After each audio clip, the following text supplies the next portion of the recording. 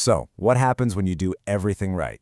You follow all the career advice, you climb that corporate ladder for 40 years, and then it hits you. Maybe, just maybe, it was all a trap. Well, today we're going to dig into that. We're going to distill decades of real-world corporate experience into the kind of lessons that nobody ever really tells you. Let's get into it. Okay, so picture this, a high-stakes boardroom. You know the kind I'm talking about, where the silence gets really, really heavy when things are about to go south. And our guy, he's been building this careful, deliberate career for 37 years. He's at the front of the room, he's mid-presentation. He has done this 1,000 times. This is his comfort zone. And then it happens. This moment of just boom, stunning clarity. He realizes that somewhere, somehow, the actual work got replaced by the performance of work. You know, the confident pauses, the measured nodding, it was all just an act, a kind of theater of seniority. And that right there, that's the big question we're diving into today. How can 40 years of what looks like success from the outside lead to this single moment of total failure? Because that one little question he couldn't answer, it unraveled everything he thought he knew about his career. So let's talk about what actually triggered this whole crisis. You might think it was some huge event, right? A corporate takeover, a market crash. Nope. It was something way, way smaller and a lot more personal. That's it. That's all it took. A simple, totally reasonable question from a young analyst. I mean, this is a question he should have been able to answer in his sleep. But he couldn't. And it wasn't because he didn't know the data. It was because he had outsourced the thinking part to just habit. And in that one moment, poof, the spell was broken. You know, that one impossible question, it really points to a much bigger problem. The advice we all get, the stuff we build our careers on, a lot of it has a hidden expiration date. So let's take a look at how that good advice can, well, kind of go bad over time. Yeah, this really lays it out. On one side, you have the advice you're given. On the other, the reality after 40 years. Like, be indispensable. Sounds great, right? But the reality is, it's often a trap. It can make you so essential in your current role that you're impossible to promote. Or how about work harder than everyone else? Well, that just ends up being a way to justify having zero boundaries. And my favorite, never let them see you sweat. Turns out, that's the fast track to just performing competence, not actually practicing it. And this quote just hits the nail on the head, doesn't it? The most dangerous career advice is the stuff that worked once, and then we just assume it's good forever. Think about it. The strategy that got you that promotion in your 20s might be the very thing holding you back in your 40s. And the problem is, it doesn't come with a warning label. So that brings us to the whole idea of corporate loyalty. And let's be really clear here, this isn't about being cynical.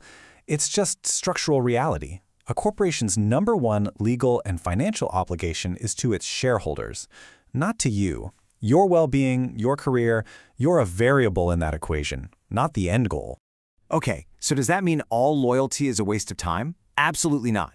The key is knowing where to place it. Be loyal to your craft, to getting better at what you actually do. Be loyal to specific people, your team, your mentors, the ones who really support you. And most importantly, be loyal to your own standards. Because here's the thing, unlike a company, those things, they go with you wherever you end up.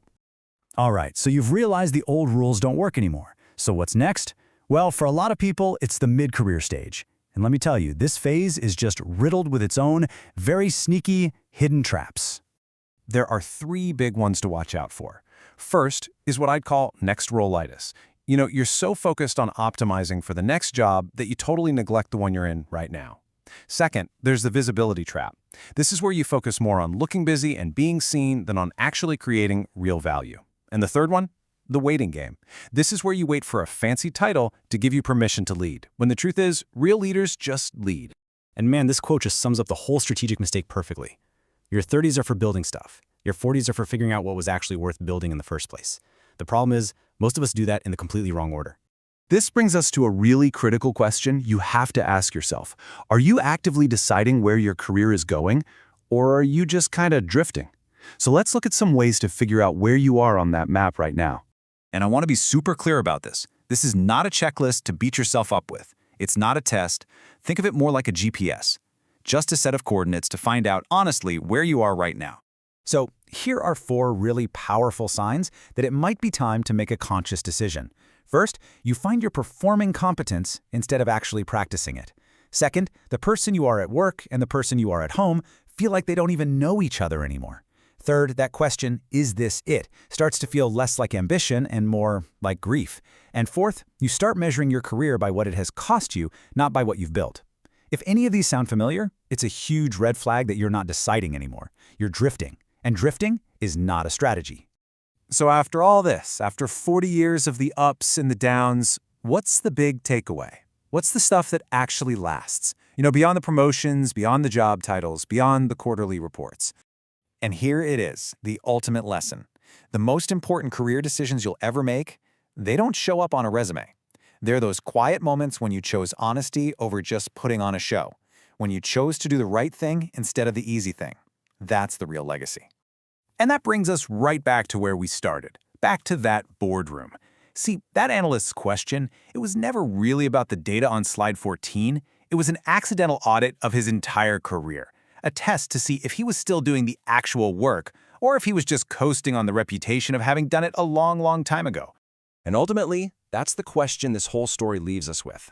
And it's not about judging him, it's about holding up a mirror to ourselves. So I want you to ask yourself, honestly, right now, in your job, in your career, are you the one still doing the real work, or are you the one just performing it? And only you can answer that.